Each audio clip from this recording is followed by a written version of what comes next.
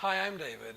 In every one of our lives, there comes a time where we've had some kind of serious or significant loss in our life. And it's natural for us to have some feelings of grief about that.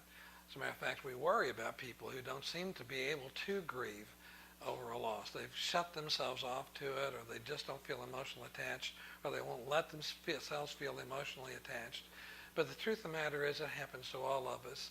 And I want to illustrate this so you can understand a little bit better the process that you're going to be going through when some type of a loss issue happens to you.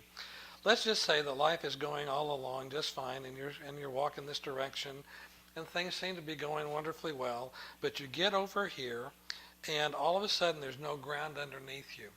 It's almost like the rug's been pulled out from under you and there's nothing but a straight drop down. There's no way to get back.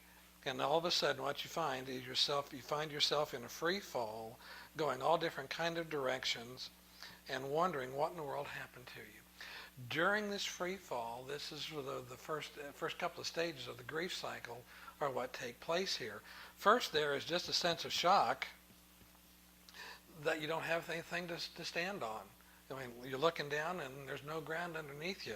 And immediately you start falling into this tumbling free fall. Sometimes there is denial that happens. I can't be falling. This isn't true. I'm dreaming. I don't want this to happen. I want it to stop. I'm looking for any kind of even a little thing along here that I can grab a hold of to stop my free fall. But there's nothing substantive to hold on to. So we just keep falling. The next stage of grief is sometimes called anger, where we start feeling angry or because we're confused about what's happening to us. And we don't know what the answers are, and we don't know where we're going to end up, and we're still falling, and things just seem to be getting worse and worse and worse, and they're out of control. None of us likes to be out of control. So we'll sometimes resort to just sometimes some ongoing anger related to that.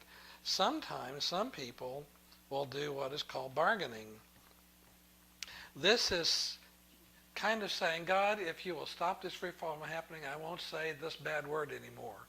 Or I won't do that anymore. Or I'll be a good boy. Or I won't do something that I know displeases you.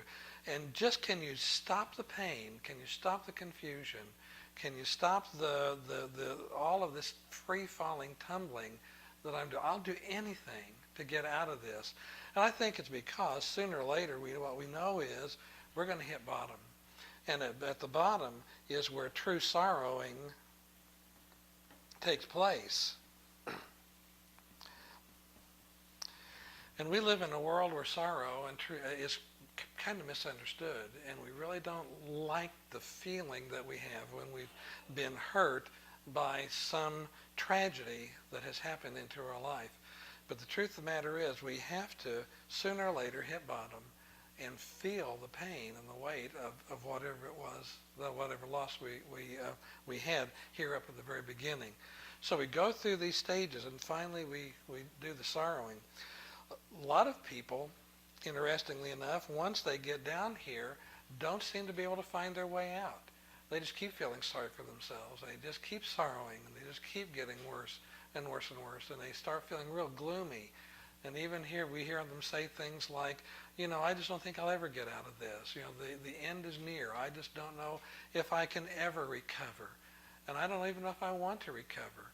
What they're saying is, I would like for life to be back the way it was, but I realize that it can't be the way it was because of this loss and because of this. There's no way back up here. Well, that's the bad news that's associated with loss, but there's a good news component too, because the truth of the matter is that there is a possibility